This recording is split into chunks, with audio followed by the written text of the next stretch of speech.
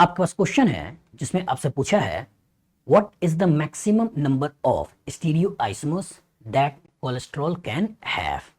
आपके पास यहाँ पे कोलेस्ट्रॉल का स्ट्रक्चर है और ए ऑप्शन में दे रखा है 32 है, बी ऑप्शन में 64 है, सी ऑप्शन में 128 है और डी ऑप्शन में 256 है।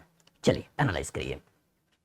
What is the maximum number of stereoisomers that cholesterol can have. सोचिए, maximum number of stereo isomers, that means calculation of stereo isomer का ये क्वेश्चन है। तो जब कैलकुलेशन ऑफ स्टीरियो आइसोमर्स आपको निकालना होता है तो कैसे हम स्टीरियो आइसोमर्स के नंबर्स को निकालते हैं, उसके लिए हमने आपको बताया होगा कि अगर मॉलिक्यूल अनसिमेट्रिकल है, अगर मॉलिक्यूल कैसा है, अनसिमेट्रिकल है, तो जब मॉलिक्यूल अनसिमेट्रिकल है तो उसके लिए आपको जब फॉर्मूला लगाना होता है वो फॉर्मूला लगाना होता है 2 to the power n। N stereo centre है, ठीक है। ये स्टीरियो सेंटर आपका ऑप्टिकल के कोरस्पॉन्डिंग कायरल कार्बन भी हो सकता है, ज्योमेट्रिकल के corresponding carbon carbon double bond nitrogen nitrogen nitrogen double bond, cycloalkene cycloalkenes with carbon greater than और इक्वल टू 8, कोई भी हो सकता है। इवन स्पेशल केस भी हो सकता है, दैट मीन्स एलीन्स हो सकता है, साइक्लोअल्काइलिडीन्स हो सकता है, पॉलीफिनाइल्स हो सकते हैं, ठीक है, स्पाइरेंस हो सकते हैं। मतलब यहाँ कहीं भी ज्योमेट्रिकल या ऑप्टिकल आइसोमरिज्म हो सकता है, वो सारे के सारे स्टीरियो सेंटर्स होते हैं। तो जो बात कर रहा है कि मॉलिक्यूल अनसिमेट्रिकल होगा तो उसका एक ही फॉर्मूला होता है 2 टू द पावर n। लेकिन जब मॉलिक्यूल सिमेट्रिकल होता है, जब मॉलिक्यूल कैसा होता है, सिमेट्रिकल होता है, तो हमको देखना होता है कि क्या मॉलिक्यूल इवन में है या मॉलिक्यूल ऑड में है, स्टीरियो सेंटर रखा हुआ। तो जब मॉलिक्यूल के अंदर इवन स्टीरियो सेंटर होता है तो इसके लिए फॉर्मूला लगाना होता है 2 to the power n minus 1 plus 2 to the power n by 2 minus 1, ये लगाना होता है। लेकिन जब स्टीरियो सेंटर ऑड में होता है तो उस केस में देखना होता है इस सेंटर में क्या है। सेंटर में अगर आपका GI का केस है तो फॉर्मूला लगाना है 2 to the power n minus 1 plus 2 to the power n minus 1 by 2। लेकिन अगर सेंटर में OI है तो फॉर्मूला लगाना होता है 2 to the power n minus 1। इससे हम नंबर ऑफ स्टीरियो आइसोमर्स निकाल लेते हैं। तो जब इस मॉलिक्यूल को देखा जाए कि क्या मॉलिक्यूल सिमेट्रिकल है, अनसिमेट्रिकल है, तो क्या कहोगे, अनसिमेट्रिकल है, ठीक है। कहीं भी अंदर प्लेनर सिमेट्री सेंटर सिमेट्री की बात नहीं करेंगे, ठीक है। चलिए एनालाइज करिए। तो हमको लगाना क्या है, 2 टू द पावर n वाला फॉर्मूला। तो यहाँ पे हमको पता करना है कि नंबर ऑफ स्टीरियो सेंटर कितने हैं। तो कायरल कार्बन देख लो, और अगर कभी डबल बॉन्ड के लॉन्ग GI होता है तो उस डबल बॉन्ड वाले सेंटर को देखना होता है। एनालाइज करिए सेंटर कितने हैं। तो ये CH3 3 हाइड्रोजन सेम है, यहाँ 3 हाइड्रोजन सेम है, इस कार्बन पे 2 मिथाइल सेम है, तो इसका मतलब इनमें अभी कोई कायरल कार्बन नहीं आया। 2 hydrogen same, 2 hydrogen same, 2 hydrogen same. लेकिन इस कार्बन को देखिए, यहाँ एक मिथाइल लगा है, एक ये वाला ग्रुप लगा है, एक हाइड्रोजन लगा है, ये वाला ग्रुप लगा है, दैट मीन्स कायरल है। दूसरा, अब इस कार्बन को पकड़िए, यहाँ ऊपर अलग है, इधर अलग है, इधर अलग है, H अलग है, ये भी कायरल है। इधर 2 हाइड्रोजन सेम, यहाँ 2 हाइड्रोजन सेम। इस कार्बन के बारे में देखिए, एक हाइड्रोजन अलग, ये अलग, ये अलग, ये अलग, ये भी कायरल है। इधर आइए, इस कार्बन के बारे में देखिए, H अलग, ये अलग, इधर अलग, इधर अलग, ये भी कायरल है। यहाँ 2 हाइड्रोजन सेम, डबल बॉन्ड सोचना नहीं है, यहाँ 2 हाइड्रोजन सेम, इसके बारे में सोचिए, OH H इधर अलग, इधर अलग, CH2 2 hydrogen same, CH2 2 hydrogen same. इस कार्बन के बारे में सोचिए, यहाँ भी CH3 अलग, इधर का पार्ट अलग, इधर का पार्ट अलग, नीचे अलग, ये भी कायरल है। इसके बारे में सोचिए, यहाँ H अलग, इधर अलग, ऊपर अलग, इधर अलग, ये भी कायरल है। ऊपर CH2 2 हाइड्रोजन सेम, ऊपर CH2 2 हाइड्रोजन सेम।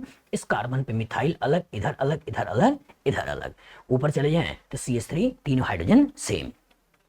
तो इसके अंदर कायरल कार्बन हमने निकाल दिया 1 2 3 4 5 6 7 और 8। इसके अंदर 8 कायरल कार्बन है, ठीक है। फिर से देख लो, 1 2 3 4 5 6 7 8, 8 कायरल कार्बन हो गया।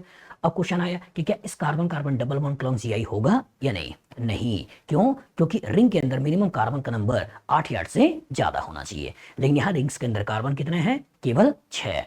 तो दैट मीन्स इस कार्बन के लॉन्ग या carbon carbon double bond clone GI नहीं है। तो Y के कोरस्पॉन्डिंग 1 2 3 4 5 6 7 8, तो इसका मतलब formula 2 to the power n, और 2 टू द पावर n मतलब 2 टू द पावर 8, यही हमको आंसर निकालना है। तो 2 दूना 4, दूना 8, दूना 16, दूना 32, फिर उसके बाद दूना 64, फिर दूना 128 और दूना 256। तो 256, तो पहला बोल रहा है 32, दूसरा 64, 128 और 256, तो आंसर क्या हो गया? डी। तो कॉन्सेप्ट एकदम क्लियर हो बेटा कि जब नंबर स्टीरियो आइसोमर का क्वेश्चन आ जाए तो हमको दिमाग में रखना है, अगर मॉलिक्यूल अनसिमेट्रिकल है तो 2 टू पावर n, अगर मॉलिक्यूल सिमेट्रिकल है तो इवन में है या ऑड में है स्टीरियो सेंटर्स, अगर इवन में है तो 2 to power n minus 1 plus 2 to power n by 2 minus 1, लेकिन अगर ऑड में है तो बीच में देखना है कि ज्योमेट्रिकल है या ऑप्टिकल है। अगर बीच में ज्योमेट्रिकल है तो 2 to power n minus 1 plus 2 to power n minus 1 by 2, लेकिन बीच में अगर ऑप्टिकल है तो 2 टू पावर n माइनस 1। बताओ फ्यूचर में इस तरह का क्वेश्चन आएगा, लगा लोगे? गुड। आपके पास क्वेश्चन है the total number of optically active alkyne having molecular formula C3FClBrI। A option है 6, बी ऑप्शन है 4, सी ऑप्शन है 8 और डी ऑप्शन है 2। चलिए एनालाइज करिए। Total number of optically active alkyne, जो अल्काइन होना चाहिए वो कैसा होना चाहिए? Optically active, having molecular formula C3FClBrI। उसका जो मॉलिक्यूलर फार्मूला होना चाहिए उसमें C3FClBrI है। सोचिए ऑप्टिकली एक्टिव, तो किससे आप ऑप्टिकली एक्टिव कहोगे? ऐसा मॉलिक्यूल जिसके अंदर plane of symmetry centre of symmetry नहीं है। तो जिसके अंदर plane of symmetry centre of symmetry नहीं है वैसा ही मॉलिक्यूल ऑप्टिकली एक्टिव होता है। और अगर कंपाउंड के अंदर केवल एक ही कायरल कार्बन है, मतलब कार्बन की चारों वैलेंसी अलग है, उस केस में कभी भी मॉलिक्यूल के अंदर plane of symmetry centre of symmetry नहीं आता है। और जब उसके अंदर plane of symmetry centre of symmetry नहीं आता है तो मॉलिक्यूल हमेशा और हमेशा ऑप्टिकली एक्टिव ही होगा। अब यही आपको देखना है।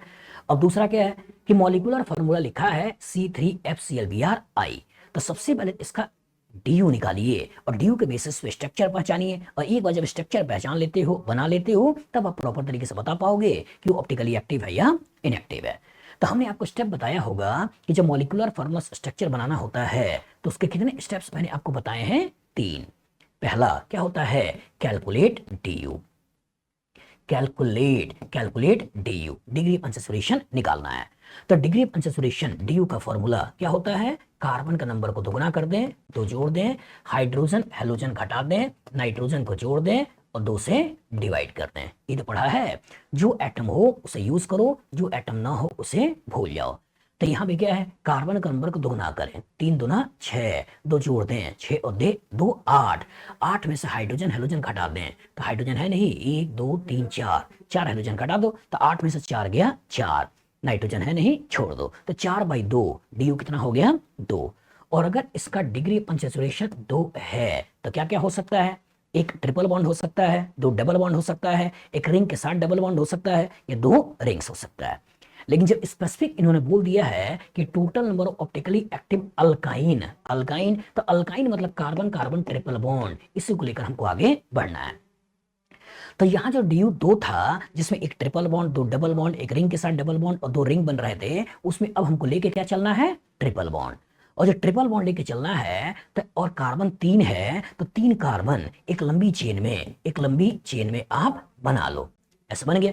अब ये जो पर्टिकुलर 4, यहाँ पर 1 वैलेंसी, 2 वैलेंसी, 3 वैलेंसी, 4 वैलेंसी, यही जो खाली है इन्हीं जगहों पे फ्लोरीन, क्लोरीन, ब्रोमीन, आयोडीन लगा होगा। तो क्या करना है? एक बार यहाँ पर फ्लोरीन लगाकर सोच लो। एक बार जब आपने फ्लोरीन लगा दिया तो यहाँ क्लोरीन, यहाँ ब्रोमीन और यहाँ आयोडीन हो सकता है। दूसरी संभावना क्या है कि एक बार वहां क्लोरीन लगा दो। तो जब एक बार क्लोरीन लगा दिया तो अब संभावना क्या बनेगी? अब जो संभावना बनेगी बेटा, उन संभावना में अब संभावनाएं सोचिए। अब यहाँ पे हो गया फ्लोरीन, यहाँ पे ब्रोमीन और यहाँ पर आयोडीन, ये बना लोगे। एक बार ब्रोमीन लगा दो, तो जब एक बार ब्रोमीन लगा दोगे तो अब जो संभावना बनी वो क्या बनी? एक बार फ्लोरीन, एक बार क्लोरीन और एक बार आयोडीन, और एक बार आयोडीन लगा दो, तो जो एक बार आयोडीन लगा दिया तो इसके कोरस्पॉन्डिंग अब क्या बन गया? एक बार फ्लोरीन, यहाँ क्लोरीन, यहाँ ब्रोमीन, ये बन गया। तो स्ट्रक्चर वाइज हो गए 4, और कोई संभावना तो है नहीं। लेकिन अच्छी बुरी बात यह है कि इस कार्बन के बारे में सोचो, इस कार्बन के बारे में सोचो, इस कार्बन के बारे में सोचो और इस कार्बन के बारे में सोचो। तो ये आपका कायरल भी है। Cl अलग, Br अलग, I अलग, ये अलग कायरल है। यहाँ पे F अलग, Br अलग, I अलग, ये अलग, ये भी कायरल है। यहाँ पे क्या है? F अलग, Cl अलग, I अलग, ये अलग, ये भी कायरल है। और यहाँ पे F अलग, Cl अलग, Br अलग और ये अलग, ये भी कायरल है। और जो कायरल है तो इसके कोरस्पॉन्डिंग हम दो कॉन्फ़िगरेशन की बात करेंगे, आर और एस। यहां भी बात करेंगे आर और एस, यहां भी बात करेंगे आर और एस, यहां भी बात करेंगे आर और एस। मतलब क्या है, एक ये बनेगा और एक इसका मिरर इमेज बनेगा, एक ये बनेगा, ये इसका मिरर इमेज बनेगा, ठीक है। इसी तरीके से एक ये बनेगा, इसका मिरर इमेज बनेगा, और ये बनेगा, उसका मिरर इमेज बनेगा। तो इसके कोरस्पॉन्डिंग हमको मिलेंगे दो, इसके कोरस्पॉन्डिंग हमको मिलेंगे दो, यहां से भी हमको मिलेंगे दो, और यहां से भी हमको मिलेंगे दो। तो टोटल अल्काइन कितने हो गए, एक इसका मिरर इमेज, दूसरा, तीसरा इसका मिरर इमेज, चौथा, पांचवा इसका मिरर इमेज, छठा, और सातवां और इसका मिरर इमेज आठवां। तो टोटल ऑप्टिकली एक्टिव अल्काइन कितने हो गए, 8। यही आपको बताना है, 6 4 8 2, आंसर क्या हो गए, 8। अब क्वेश्चन है क्या सारे के सारे ऑप्टिकली एक्टिव होंगे, हाँ। क्यों, क्योंकि मॉलिक्यूल के अंदर अगर एक ही कायरल कार्बन है तो कभी भी मॉलिक्यूल के अंदर प्लेनो सिमेट्री सेंटर सिमेट्री नहीं आएगा। तो ये भी इंडिविजुअल लेवल पे ऑप्टिकली एक्टिव, इसका मिरर इमेज भी इंडिविजुअल लेवल पे ऑप्टिकली एक्टिव। तो कोई एक अगर डी होगा तो दूसरा इसका एल होगा। बताओ, फ्यूचर इस तरह का क्वेश्चन आएगा, लगा लोगे, गुड। आपके पास क्वेश्चन है, if optical purity of DLL mixture is 72% and is found that D isomer is in excess, then what is the percentage of this excess isomer? A option बोल रहा है 72%, बी ऑप्शन बोल रहा है 14%, C option बोल रहा है 28%, और डी ऑप्शन बोल रहा है 86%। चलिए ध्यान से समझिएगा। If optical purity of DL mixture is 72%, optical purity क्या होती है, सोचिए। अगर मान लो एक कंटेनर में हमने डी वाला फॉर्म ले रखा है, दूसरे कंटेनर में हमने एल वाला फॉर्म ले रखा है, तो इंडिविजुअल लेवल पे ये प्योर है तो ऑप्टिकली एक्टिव है, प्योर है ऑप्टिकली एक्टिव है। अगर इसका रोटेशन प्लस में 20 है तो इसका रोटेशन माइनस में 20 होगा, ठीक है, क्योंकि ये दोनों कंपाउंड सेम थे, उसके मिरर इमेज थे और आपके इनेंसमर्स थे, अलग अलग कंटेनर में हमने ले रखे हैं। तो इंडिविजुअल लेवल पे ये भी प्योर है, इंडिविजुअल लेवल पे ये भी प्योर है। अब हमने क्या किया है, अब हमने किया क्या कि इस कंटेनर से लगभग x अमाउंट इसमें डाल दिया और इस कंटेनर से भी x अमाउंट इसमें डाल दिया। तो जो इक्विमोलर मिक्सचर मिला पेयर ऑफ इनेंसमर को मिलाने से ये जो कंपाउंड हो गया, ये जो मिक्सचर हो गया, इस मिक्सचर को क्या बोलते हैं, रस्मिक मिक्सचर। मतलब equimolar mixture of pair of enantiomer is called as racemic mixture, और ये ऑप्टिकली इनएक्टिव है। लेकिन कल्पना करो कि इसका अगर मैं 10 ml ही मिलाता और इसका अगर मैं 7 ml मिलाता, तो अब ये जो मिक्सचर होगा क्या वो रस्मिक मिक्सचर है, नहीं। क्यों, क्योंकि इसका 7 ml इसका 7 ml को कैंसिल करेगा, लेकिन जो 3 ml एक्स्ट्रा है इसकी वजह से कहीं ना कहीं ऑप्टिकल एक्टिविटी आएगी। तो वही जो बात कर रहा है कि optical purity of DL mixture is 72। इसका मतलब है क्या कि जब DL मिक्सचर लिया है और उसमें 72 है और इस found that D isomer is in excess, इसका क्या मतलब है कि D वाला ज्यादा है, L वाला कम है। तो D वाला आपने ज्यादा डाला है, L वाला आपने कम डाला है, और DL के कैंसिलेशन से, रस्मिक मिक्सचर के कैंसिलेशन के बाद जो बचा है वो आपका ओवरऑल कितना है, 72%। अब सोचो अगर DL मिक्सचर में 72% अगर D वाला फॉर्म है, 72% क्या है, 72% आपका डी वाला फॉर्म है। अब सोचिए, अब जो मिक्सचर में ओवरऑल अगर डी 72% है तो ओवरऑल जो इंप्योरिटीज होगी वो इंप्योरिटीज किसी वजह से होगी, वो इंप्योरिटीज होगी रस्मिक मिक्सचर की वजह से। कि प्योरिटी तो इसने दिखा दिया कि ऑप्टिकल प्योरिटी जो है DL मिक्सचर का 72% है। अब जो इंप्योरिटीज है वो इंप्योरिटीज किसकी वजह से होगी, वो जो इंप्योरिटीज होगी वो इंप्योरिटीज होगी रस्मिक मिक्सचर की वजह से, रस्मिक मिक्सचर की वजह से। और रस्मिक मिक्सचर क्या होते हैं, रस्मिक मिक्सचर होता है DL मिक्सचर। अब DL मिक्सचर अगर रस्मिक मिक्सचर है और equimolar mixture of pair of enantiomers है, और अगर D वाला फॉर्म 72% एक्सेस में है तो रिमेनिंग कितना बचा है, तो 100 माइनस 72, 100 माइनस 72 मतलब 28%। यह है क्या, रस्मिक मिक्सचर। और इस 28% में चूंकि इक्विमोलर मिक्सचर पेयर ऑफ इनेंसमस होता है तो 14% आपका D है और 14% आपका L है।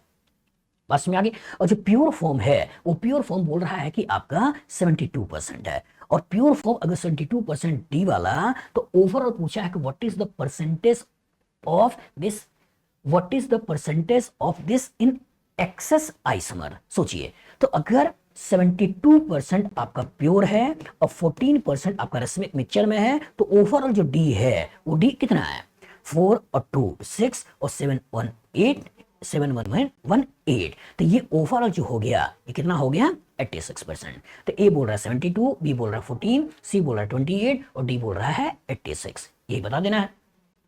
एक बार फिर समझिए, अगर हमने यहाँ पे 10 ml डाला, इसमें 7 ml डाला, तो 3 ml है क्या एक्सेस में, तो इसी की वजह से तो ऑप्टिकल एक्टिविटी आ रही होगी। सोचिए अगर ये 10 ml होता और एक ही ml होता तो 9 ml की वजह से ऑप्टिकल एक्टिविटी आती, तो वही ओवरऑल प्योर है, और जो एक एक कैंसिल हो गए वो क्या हो गया, इम्प्योर रस्मिक मिक्सचर। तो वही बोल रहा है कि optical purity of DL mixture is 72%। मतलब इनके कैंसिलेशन के बाद जो प्योरिटी आई है वो कितनी आई है 72%, और वो किसका वाला है, डी वाले का है। तो इसका मतलब डी वाला एक्सेस में भी है और साथ साथ रस्मिक मिक्सचर में भी है। तो रस्मिक मिक्सचर में कितना है, तो रस्मिक मिक्सचर में आपका 28%, और इस 28% में 14D 14L, तो ओवरऑल डी कितना हो गया 72 प्योर के कारण था और 14 इम्प्योर के कारण था, तो ओवरऑल टोटल कितने हो गए 86।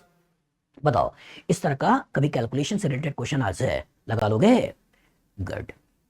आपके पास क्वेश्चन है, an equimolar mixture of two organic compounds M and N could not be separated by any physical method, but when treated with plus butanol it forms mixture of two ester O and P which can be separated by fractional distillation.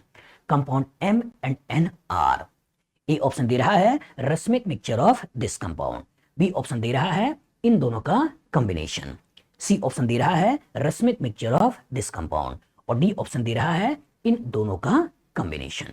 सोचिए, analyse करिए। Equimolar mixture of two organic compound MnN। सोचिए equimolar mixture of two compound, किसकी feeling आ रही है, racemic mixture. तो equimolar mixture of two organic compound MnN can not be separated by any physical method. ये भी सही बता रहा है कि equimolar mixture of pair of इनेंसमर्स are called as racemic mixture, और इनेंसमर होते गए हैं ऐसे स्टीरियो आइसमर्स जो एक दूसरे के मिरर इमेज होते हैं। और अगर ऐसे स्टीरियो आइसमर्स जो एक दूसरे के मिरर इमेज होते हैं तो इसका मतलब इनकी फिजिकल प्रॉपर्टी सेम होगी, मतलब इसका melting point, boiling point, solubility, ये सब कुछ क्या होगा, सेम होगा। और जब melting point, boiling point, solubility same होगा तो उसको फिजिकल मीन से, फ्रैक्शनल डिस्टिलेशन से, क्रिस्टलाइजेशन से, इनसे हम अलग नहीं कर सकते हैं। तो जब फिजिकल तरीके से अलग नहीं कर सकते हैं तो क्या करेंगे, कोई केमिकल तरीका यूज करेंगे, किसी ऑप्टिकली एक्टिव कंपाउंड को डालकर इस पेयर ऑफ इनेंसमर को डायस्टेरियोमर बनाएंगे, और डायस्टेरियोमर की फिजिकल प्रॉपर्टी अलग होती है, उसके बेसिस पे सेपरेट कर देंगे। तो इसी सेपरेशन प्रोसेस को ओवरऑल जो नाम देते हैं वो क्या देते हैं, रेजोल्यूशन। याद आया कि पेयर ऑफ इनेंसमर जो रस्मिक मिक्सचर है जो कि आपका ऑप्टिकली इनएक्टिव है, इन मिक्सचर को अलग करना है तो कोई ऑप्टिकली एक्टिव कंपाउंड डाल देते हैं, इस इनेंसमर को डायस्टेरियोमर बना लेते हैं, डायस्टेरियोमर बनाकर फिर इसको हम सेपरेट कर लेते हैं, फिर उसमें पानी डालकर इसको अलग अलग तोड़ देते हैं, फिर जो डाला था उसको निकाल लेते हैं, और 2 कंटेनर में हमने इस इनेंसमर पेयर को अलग कर लिया। तो इसी ओवरऑल प्रोसेस को हम क्या बोलते हैं, रेजोल्यूशन।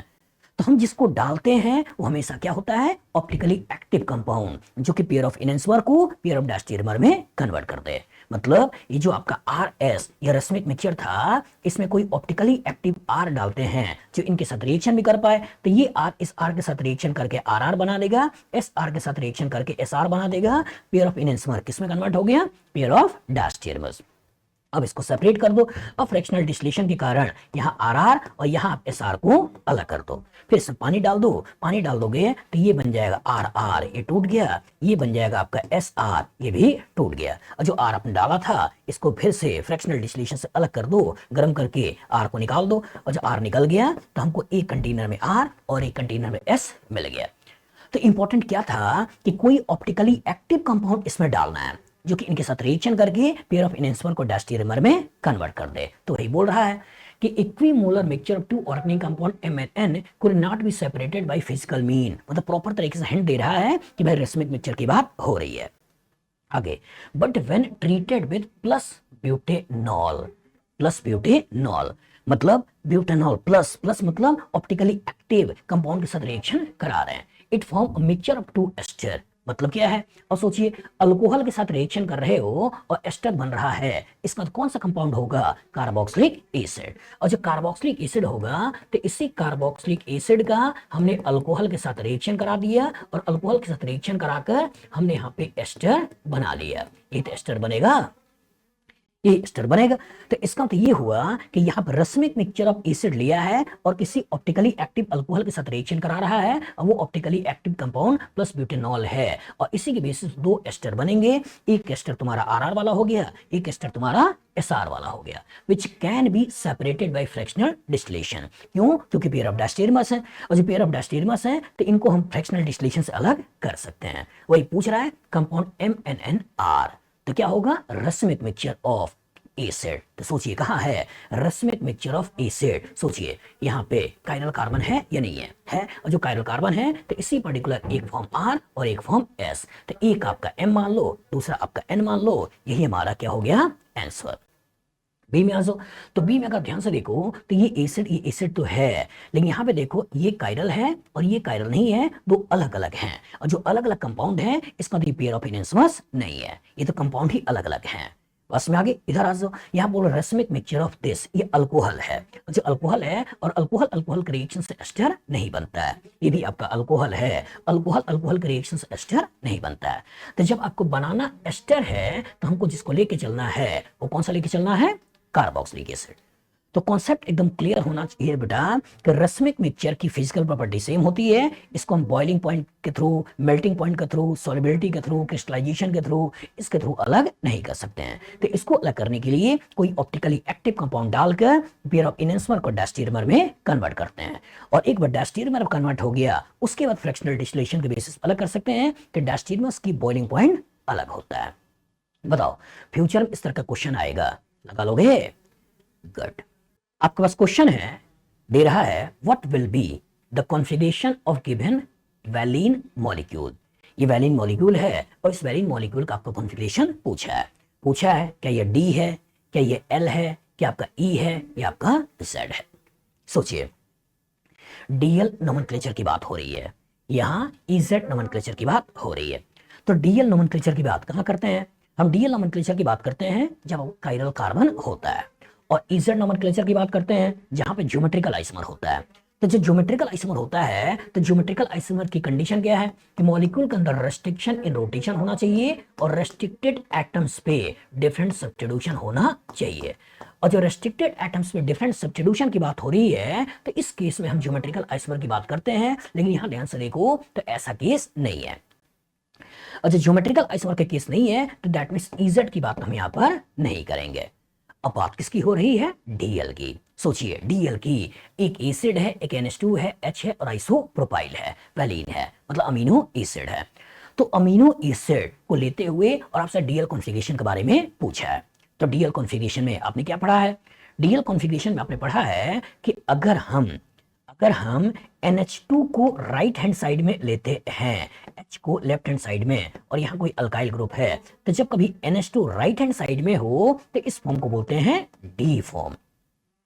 लेकिन जब कभी NH2 आपका लेफ्ट हैंड फॉर्म में, लेफ्ट हैंड साइड में होता तो इस फॉर्म को जो नाम देते हैं वो नाम देते हैं आपका L फॉर्म। ये तो आपने पढ़ा है। सुगर्स में याद करिए, सुगर में ग्लिसरॉल्डिहाइड में हमने क्या पढ़ा था? सुगर्स का डेफिनेशन पढ़ा है पॉलीहाइड्रोक्सी एल्डिहाइड या कीटोन।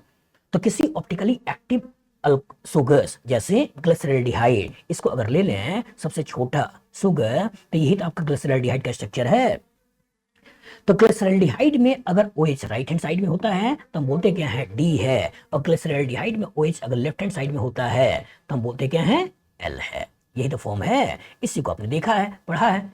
चलिए सोचिए, तो DL नोमेनक्लेचर फिशर साहब ने बताया था, तो फिशर प्रोजेक्शन में ही मेनली हम यूज करते हैं। और फिशर प्रोजेक्शन में अगर राइट में OH है तो D और लेफ्ट में OH है तो L, और इसी को एक्सटेंड कर दिया गया अमीनो एसिड पे। और अमीनो एसिड में जिसमें अल्फा अमीनो कार्बोक्सिलिक एसिड होता है और NH2 अगर राइट में है तो D, NH2 अगर लेफ्ट में है तो L, और करेक्ट फिशर में लिखना है। लेकिन दिक्कत यह है कि मॉलिक्यूल लिखा है फ्लाइंग वेस में, और अगर मॉलिक्यूल फ्लाइंग वेस में लिखा है और इसको फिशर में लिखा हुआ नहीं है तो कैसे इसे फिशर में कन्वर्ट करें? क्योंकि एक बार जब फिशर में कन्वर्ट हो जाएगा तभी हम बता पाएंगे कि राइट में है NH2 या लेफ्ट में है NH2। एनालाइज करिए, तो हेल्प किसका लेना है? RS। और RS का हेल्प लीजिए और RS के हेल्प से इसको करेक्ट फिशर में कन्वर्ट कर दीजिए, और एक बार करेक्ट फिशर में कन्वर्ट कर दोगे तब तुम बता सकते हो कि D है या L है। तो RS कॉन्फ़िगरेशन हमने क्या बोला था, RS कॉन्फ़िगरेशन के लिए CIP रूल आपको प्रॉपर तरीके से आना चाहिए। CIP रूल का पहला रूल क्या है कि डायरेक्टली अटैच एटम में जिसका एटॉमिक नंबर ज्यादा उसकी प्रायोरिटी ज्यादा। दूसरा रूल क्या है कि डायरेक्टली अटैच एटम सेम हो जाए तो उसके अगले वाले एटम का एटॉमिक नंबर देखना है, उसमें जिसका एटॉमिक नंबर ज्यादा उसकी प्रायोरिटी ज्यादा। तीसरा, कभी मल्टीपल बॉन्ड आ जाए तो उसे हाइपोथेटिकल सिग्मा बॉन्ड में तोड़ देना है, और हाइपोथेटिकल सिग्मा बॉन्ड में तोड़ने के बाद फिर देखना है एटॉमिक नंबर, जिसका एटॉमिक नंबर ज्यादा उसकी प्रायोरिटी ज्यादा। और चौथा क्या है, फॉर आइसोटोप्स आपको देखना क्या है, एटॉमिक मास। और दूसरा हमने क्या बताया है, दूसरा हमने ये बताया है कि सबसे छोटा अगर यहां है या यहां है तो जो दिखता है वो सेम सोचना है, लेकिन सबसे छोटा अगर यहां है या यहां है और एक बार चेंज करके आता हो तो जो देखेगा उसका उल्टा सोचना है, यही तो है। तो सबसे छोटा यहां है क्योंकि एक H है, एक एसिड है, एक NH2 है और एक आइसोप्रोपाइल है। तो H जिसका एटॉमिक नंबर सबसे कम, ये N, ये C, ये C, तो ये हो गया पहला, ये C से O, ये C से C, ये हो गया दूसरा, ये हो गया तीसरा, ये हो गया चौथा। तो चौथा अगर यहाँ है और इसे यहाँ से यहाँ लाना है तो दो बार चेंज करना है, चाहे इधर से चाहे इधर से, तो जो दिखेगा सेम। तो सोचिए ये पहला है, ये दूसरा है, तीसरा है, दिख रहा है S, तो होगा भी S। अब इसी S को यहां पर बना देना है। तो इसका मतलब फिशर में वर्टिकल लाइन हमेशा क्या होती है, कार्बन। और जो वर्टिकल लाइन हमेशा कार्बन होती है तो एसिड को आपको यहां रखना है, आइसोप्रोपाइल को आपको यहां रखना है। अब यही सोचना है कि NH2 को इधर डालें या NH2 को इधर डालें, लेकिन इंपॉर्टेंट कि इस कार्बन में जो स्टीरियोकेमिस्ट्री चाहिए वो स्टीरियोकेमिस्ट्री S चाहिए। सोचिए अगर H यहां हुआ तो जो दिखेगा उसका उल्टा, क्योंकि हमको प्लेन के बाहर से प्लेन के पीछे करना है। H यहां भी रखें तो भी जो दिखेगा उसका उल्टा, क्योंकि H यहां से यहां पहुंचाना है, तो जो स्टीरियोकेमिस्ट्री दिखेगी उसका उल्टा सोचना है। तो सोचिए अगर मैं आपको S बनाना चाहता हूं और NH2 को यहां कर दूं तो पहला दूसरा तीसरा दिखेगा R, लेकिन हो जाएगा S। तो इसीलिए NH2 को करना है यहां और H को करना है यहां, क्योंकि इसके कोरस्पॉन्डिंग दिखेगा R, लेकिन होगा क्या, S। लेकिन अगर आपका NH2 इधर होता, H उधर होता, तो पहला दूसरा तीसरा दिखता S, लेकिन हो जाता R। तो अगर ये कंपाउंड और ये कंपाउंड दोनों सेम है, अब इसको देख के बता सकते हैं बेटा कि अगर NH2 लेफ्ट में है तो ये जो कॉन्फ़िगरेशन है ये कॉन्फ़िगरेशन DL का टर्म्स में क्या है, L। तो ए ऑप्शन बोल रहा है D और B ऑप्शन बोल रहा है L, तो हमारा आंसर निकला, वो आंसर क्या निकल गया, B। तो कॉन्सेप्ट एकदम क्लियर रखिए, कॉन्सेप्ट एकदम क्लियर रखिए कि डीएल कॉन्फ़िगरेशन हमेशा और हमेशा फिशर प्रोजेक्शन में ही लिखना होता है, और भी करेक्ट फिशर प्रोजेक्शन में लिखना होता है। लेकिन अगर कभी फिशर में लिखा हुआ ना हो, फ्लाइंग वेस्ट में लिखा हुआ हो, तो पहले उसको करेक्ट फिशर में कन्वर्ट करिए, और करेक्ट फिशर में कन्वर्ट करने के बाद फिर देखिए कि NH2 या OH राइट में है या NH2 OH लेफ्ट में है। अगर वो NH2 या OH राइट में है तो उस फॉर्म को बोलना है D फॉर्म, और NH2 या OH लेफ्ट में है तो उस फॉर्म को बोलना है L फॉर्म। बताइए फ्यूचर में इस तरह का क्वेश्चन आएगा, लगा लोगे, गुड। आपके पास क्वेश्चन है विच हैज डी कॉन्फ़िगरेशन। आपके पास एक स्ट्रक्चर ये लिखा हुआ है, दूसरा स्ट्रक्चर ये लिखा हुआ है, तीसरा स्ट्रक्चर ये है और चौथा स्ट्रक्चर ये है। चलिए एनालाइज करिए। Which has D configuration, that means DL nomenclature की बात कर रहा है। तो डीएल नोमेनक्लेचर किसने प्रपोज किया था, तो डीएल नोमेनक्लेचर प्रपोज किया था फिशर साहब ने, जब वो सुगर्स के ऊपर काम कर रहे थे। तो सुगर्स क्या है, सुगर्स होते हैं ऑप्टिकली एक्टिव पॉलीहाइड्रोक्सी एल्डिहाइड या कीटोन। और सबसे छोटे सुगर की बात करें तो सबसे छोटा सुगर होता है ग्लिसरल्डिहाइड, जिसमें हमने ले लिया पॉलीहाइड्रोक्सी, जिसमें 2 OH चला आया। इसमें अगर OH राइट हैंड साइड में है इसलिए इस फॉर्म को बोल देते हैं डी ग्लिसरल्डिहाइड। लेकिन यही OH अगर लेफ्ट हैंड साइड में होता, यही OH अगर लेफ्ट हैंड साइड में होता और कहानी कुछ इस तरह की होती, तो इस फॉर्म को जो नाम दे देते वो नाम क्या दे देते, L ग्लिसरल्डिहाइड। सोचिए, तो जब OH राइट में है तो हम बोलते हैं D, और जब OH लेफ्ट में है तो बोलते हैं L। लेकिन इसी को एक्सटेंड किया गया है अमीनो एसिड्स पे, और जब अमीनो एसिड्स पे एक्सटेंड किया तो यहाँ पे होता है एसिड, और यहाँ आपके पास है NH2, यहाँ आपके पास H, और ये है आपके पास R। तो राइट में अगर NH2 होगा तो अगेन जो नाम देना है वो नाम देना है T, लेकिन अगर लेफ्ट में आपका NH2 होगा, लेफ्ट में अगर आपका NH2 होगा, तो जो कॉन्फ़िगरेशन आपको बोलना है वो कॉन्फ़िगरेशन आपको बोलना है L। लेकिन दोनों का लिमिटेशन है, चाहे वो आपका कार्बोहाइड्रेट में हो चाहे वो आपका अमीनो एसिड में हो। फिशर का ये लिमिटेशन है कि मॉलिक्यूल को हमेशा और हमेशा करेक्ट फिशर में ही सोचना है। मॉलिक्यूल को हमेशा कहां सोचना है? करेक्ट फिशर में, करेक्ट फिशर में ही सोचना है, इनकरेक्ट में नहीं सोचना है। तो करेक्ट फिशर क्या होता है? करेक्ट फिशर होता है कि ये जो वर्टिकल लाइन है, ये वर्टिकल लाइन हमेशा कार्बन का स्केलेटन होता है, ये कार्बन का स्केलेटन होता है। और नंबरिंग हमेशा टॉप पोजीशन, हमेशा टॉप पोजीशन हमेशा यही वाला कार्बन होता है। और जो एसिड है, अमीनो एसिड है, तो यहाँ NH2 या यहाँ NH2 होगा। और अगर कार्बोहाइड्रेट है तो यहाँ OH या इधर OH होगा। तो अगर OH इधर है तो इसका मतलब D, OH उधर है इसका मतलब L, NH2 इधर है, एसिड ऊपर है तो इसका मतलब D और NH2 इधर है, दैट मीन्स L।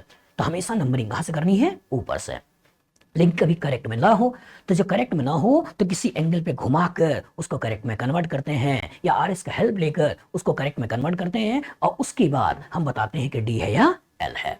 बस में आगे चलिए, सोचिए, बताइए क्या ये करेक्ट में लिखा है, इनकरेक्ट में लिखा है? इनकरेक्ट। क्यों? क्योंकि एसिड नीचे है।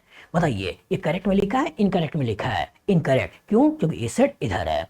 इसको सोचिए, करेक्ट में लिखा है, इनकरेक्ट में लिखा है? इनकरेक्ट, क्योंकि नंबरिंग इधर चालू हो रही है। ये करेक्ट है, इनकरेक्ट है? करेक्ट, क्योंकि नंबरिंग ऊपर चालू हो रही है। तो जब करेक्ट में लिखा है तब तो आप बड़े आराम से यहाँ पर बता दोगे कि NH2 लेफ्ट में है, और जब NH2 लेफ्ट में है तो दैट मीन्स ये जो फॉर्म है, ये फॉर्म कौन सा है? L। तो यहां तो आपने बता दिया कि L है, लेकिन ये जो फॉर्म है ये कौन सा है? इनकरेक्ट है। और जो इनकरेक्ट है तो पहले करेक्ट में कन्वर्ट करिए। तो करेक्ट में कन्वर्ट करने के लिए क्या करना है? इसको 180 डिग्री घुमा दो। तो इसको जब 180 डिग्री घुमा दोगे तो हमें क्या मिलेगा? एसिड चला गया ऊपर, CH3 चला आया नीचे, यहाँ का OH चला आया इधर, और ये H चला गया इधर।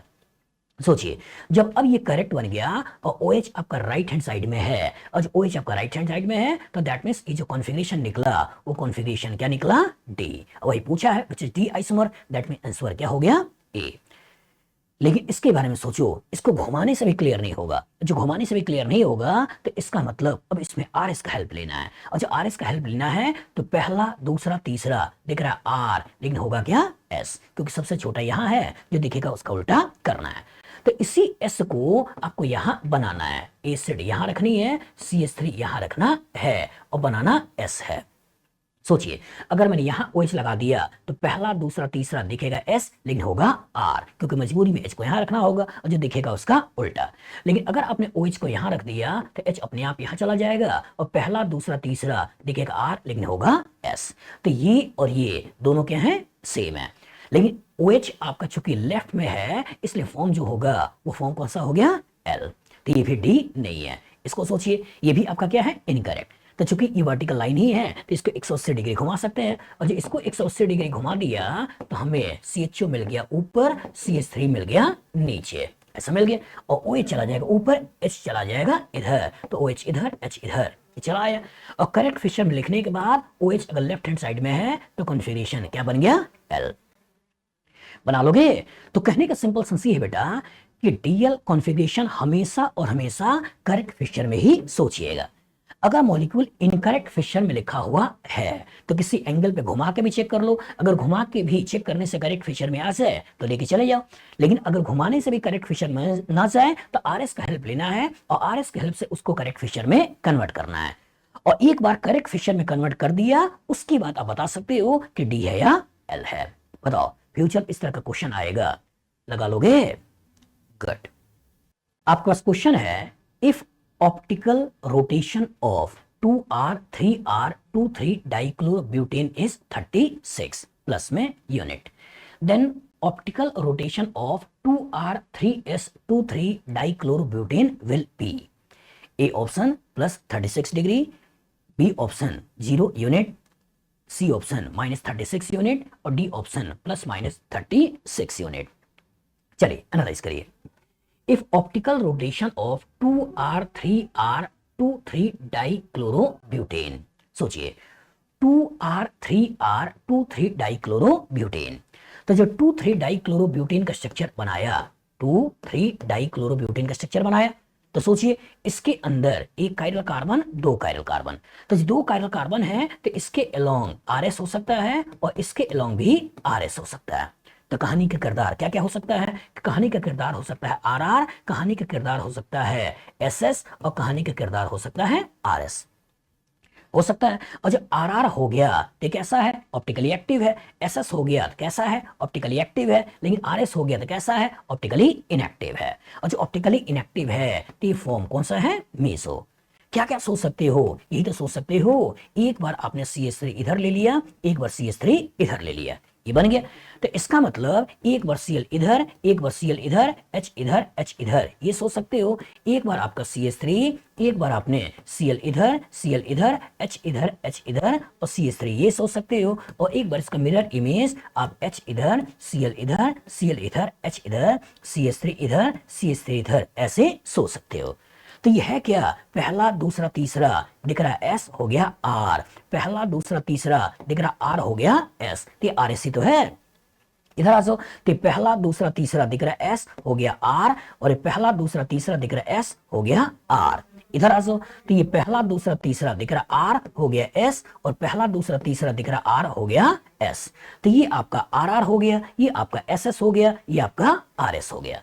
तो बोल रहा है कि 2R3R23 डाइक्लोरोब्यूटेन। तो 2R3R का मतलब क्या है? ये कार्बन 1 हो गया, ये कार्बन 2 हो गया, ये कार्बन 3 हो गया, ये कार्बन 4 हो गया। तो 2R3R मतलब 2 की स्टीरियोकेमिस्ट्री R है और 3 की स्टीरियोकेमिस्ट्री भी R है।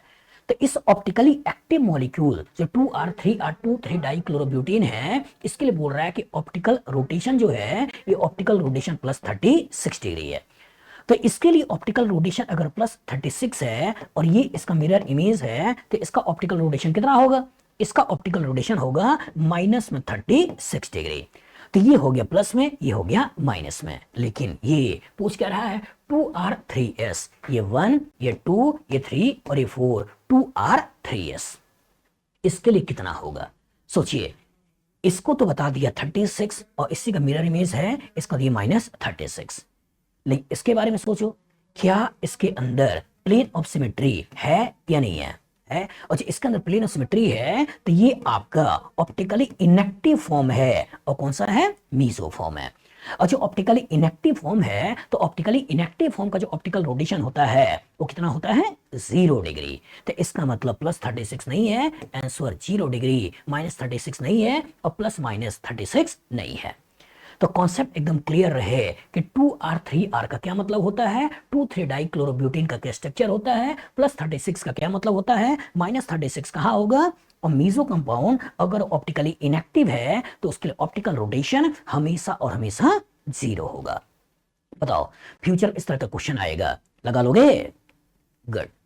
आपका क्वेश्चन है correct IUPAC name of D glucose S. ये डी ग्लूकोज का स्ट्रक्चर है और आपको दे रखा है कि इसका सही नाम क्या है? 2D 3D 4L 5D 2 3 4 5 6 पेंटाहाइड्रोक्सी hexanal.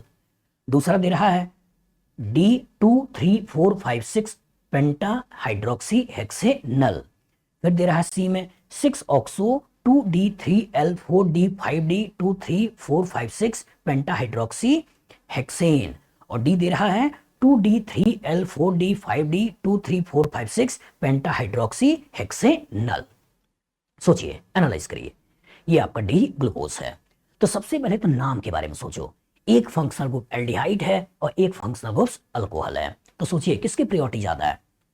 Priority of functional groups. याद करिए, हमने आपको क्या पढ़ाया है? हमने आपको पढ़ाया सबसे पहले कार्बोक्सिलिक एसिड, फिर आपको पढ़ाया है सल्फोनिक एसिड, फिर उसके बाद एस्टर, फिर उसके बाद एसिड हैलाइड, फिर उसके बाद अमाइड, फिर उसके बाद नाइट्राइल, उसके बाद एल्डिहाइड, उसके बाद कीटोन, उसके बाद अल्कोहल और उसके बाद अमीन। ये तो पढ़ा है। तो कहानी के अंदर एक एल्डिहाइड है, एक एल्डिहाइड है, एक ये वाला है और एक अल्कोहल्स हैं और अल्कोहल्स मतलब ये वाले हैं। तो दैट मीन्स एल्डिहाइड की प्रायोरिटी ज्यादा है, इसके लिए सेकेंडरी सफिक्स लगाना है, और हाइड्रोक्सी OH की प्रायोरिटी कम है, इसके लिए हाइड्रोक्सी 2 डिग्री प्रीफिक्स लगाना है। और किसी भी कंपाउंड का अगर आपको नाम लिखना होता है तो कहानी क्या बढ़ाई है, 2 degree prefix, 1 degree prefix, word root, 1 degree suffix और 2 डिग्री सफिक्स, इसी को तो यूज करना है। अब कुछ स्टेप्स थे, उस स्टेप्स में क्या करना है, सेलेक्ट द मेन चेन। दूसरा क्या है, मिनिमम पोजीशन फॉर सब्स्टिट्यूएंट। तीसरा क्या है, अल्फाबेट्स। चौथा क्या है, use the concept of 2 degree prefix, 1 degree prefix, word root, 1 degree suffix, 2 degree suffix.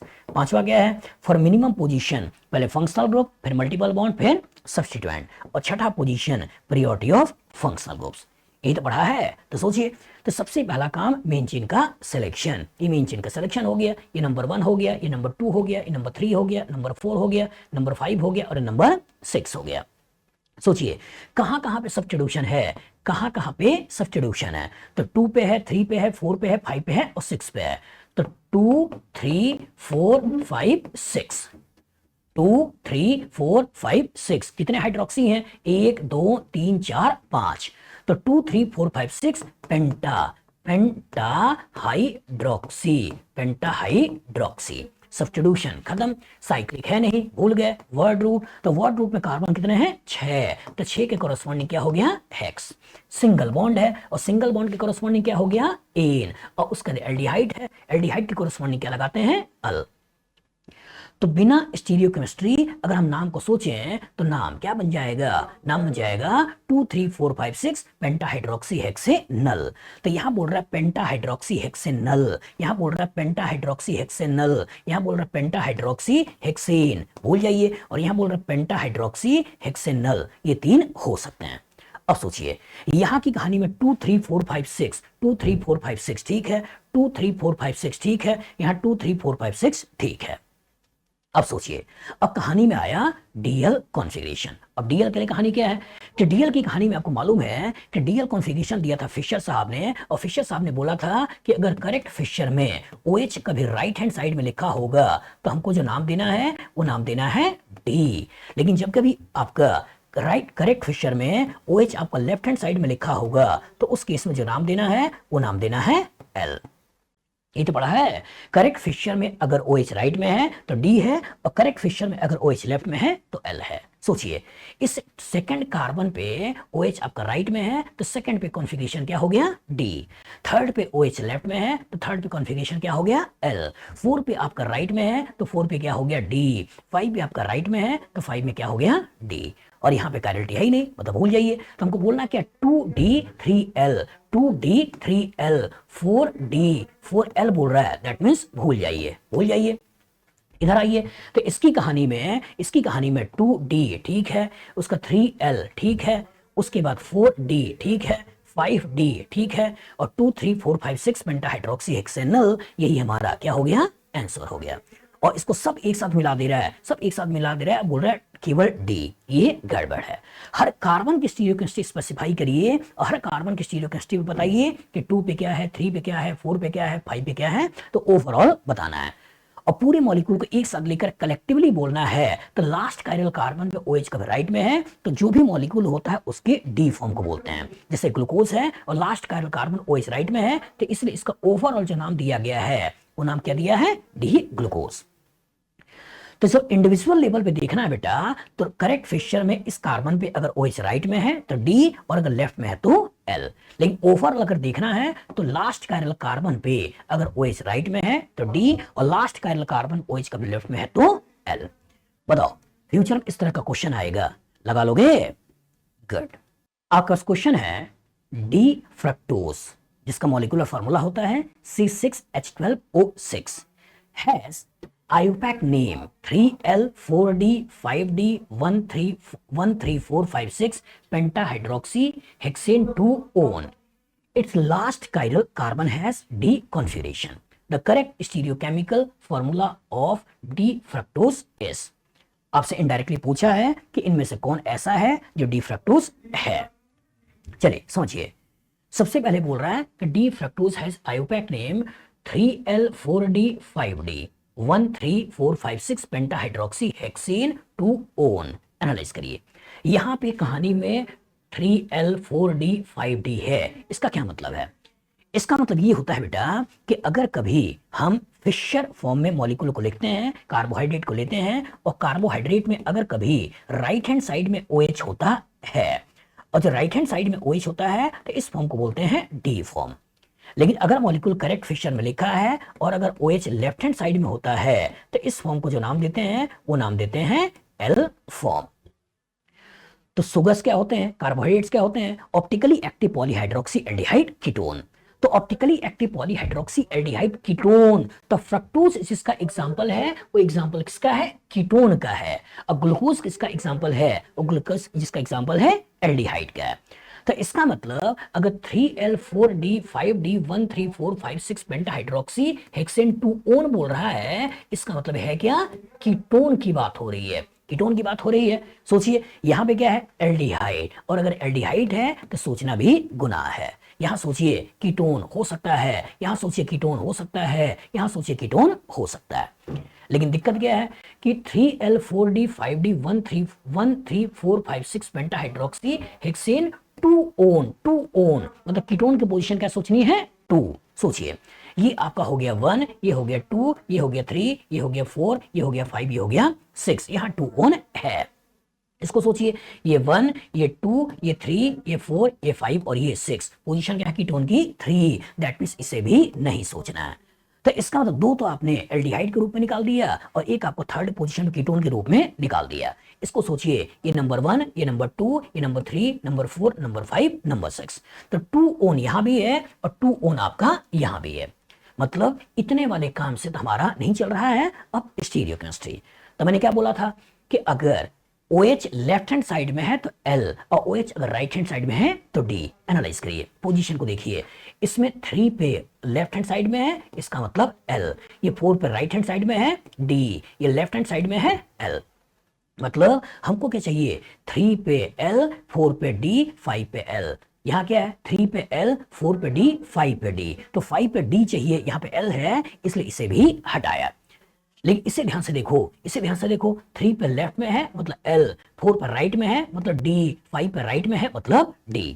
तो 3 पे L सही है, 4 पे D सही है, 5 पे D सही है, 1 3 4 5 6, 1 3 4 5 6 पेंटाहाइड्रोक्सी, पेंटाहाइड्रोक्सी हेक्सेन 2 ओन, हेक्सेन 2 ओन। तो यही तुम्हारा आंसर है। तो 2 चीजों को इसने मिलाया बेटा, एक आयोपैक नेम को भी मिलाया और दूसरा आपका स्टीरियोकेमिस्ट्री को भी मिलाया।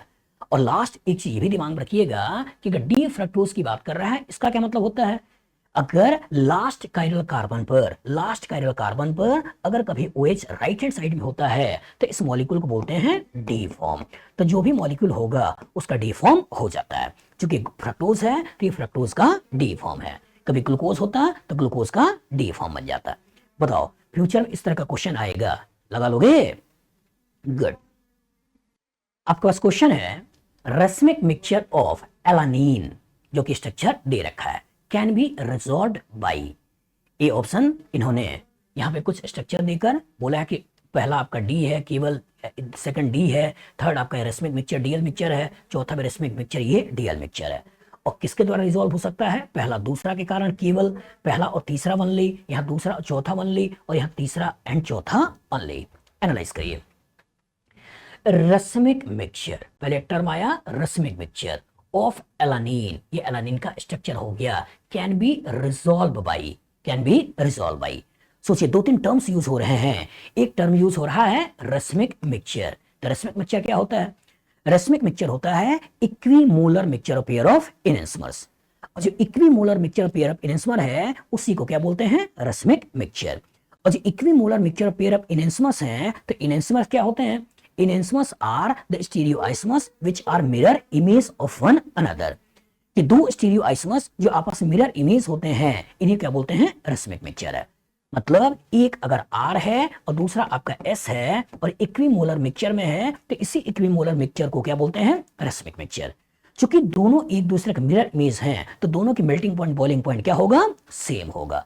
और जो दोनों की melting point boiling point same होगा, तो फ्रैक्शनल डिस्टिलेशन से अलग नहीं कर सकते हैं, क्रिस्टलाइजेशन से अलग नहीं कर सकते हैं। तो कैसे अलग करेंगे, तो केमिकल रिएक्शन का हेल्प लेते हैं और हम बाहर से कोई ऑप्टिकली एक्टिव कंपाउंड डालते हैं जो इसके साथ रिएक्शन कर पाए।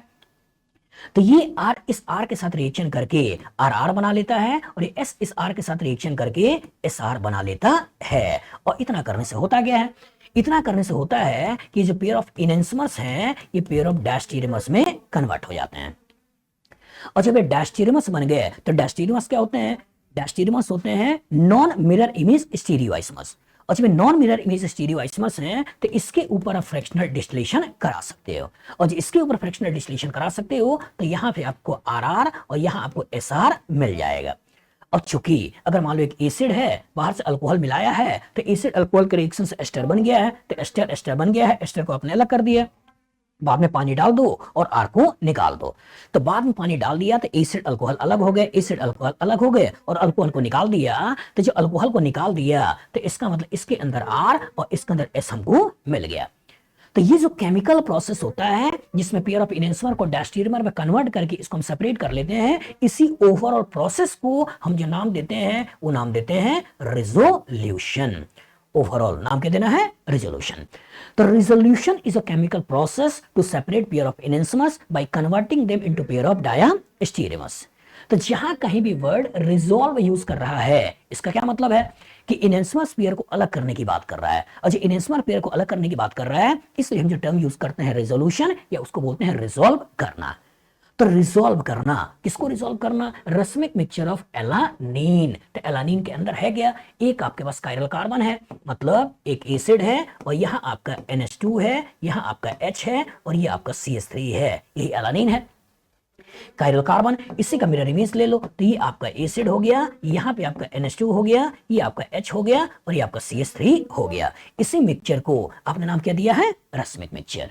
ये तो दिया है। इसी रस्मिक मिक्सचर को किसी ऑप्टिकली एक्टिव कंपाउंड के द्वारा रिएक्शन करके उसको हम डायस्टेरियमर में कन्वर्ट करेंगे। सोचिए ऑप्टिकली एक्टिव कंपाउंड के द्वारा रिएक्शन कराएंगे। तो देखिए इसके अंदर, देखिए इसके अंदर आपके पास ये आपका कायरल कार्बन रखा है और जब कायरल कार्बन रखा है मतलब इसको लेकर हम सेपरेट कर सकते हैं। यहां से डायस्टेरियमर बनाने की बात हो सकती है। इसके बारे में सोचिए, इसमें भी कायरल कार्बन है और इसके अंदर कायरल कार्बन है तो ये भी ऑप्टिकली एक्टिव है, इसके द्वारा भी सेपरेट कर सकते हैं। लेकिन यहां बोल रहा है रस्मिक मिक्सचर, तो हमको रस्मिक मिक्सचर नहीं लेना है, कोई ऑप्टिकली एक्टिव कंपाउंड को इसके अंदर डालना है। और यहां भी बात कर रहा है रस्मिक मिक्सचर, तो रस्मिक मिक्सचर हमको नहीं लेना है। तो जो लेना है जो कोई ऑप्टिकली एक्टिव कंपाउंड लेना है तो ऑप्टिकली एक्टिव कंपाउंड यहां है, ऑप्टिकली एक्टिव कंपाउंड यहां है, ये इनएक्टिव है रस्मिक मिक्सचर है। तो जिसके द्वारा हो रहा है पहला एंड दूसरा, तो पहला एंड दूसरा ओनली। तो आंसर क्या निकल गया, ए। बी में बोल रहा है पहला तीसरा, सी में बोल रहा है दूसरा चौथा और डी में बोल रहा है तीसरा चौथा। बताओ फ्यूचर में इस तरह का क्वेश्चन आएगा, लगा लोगे? गुड।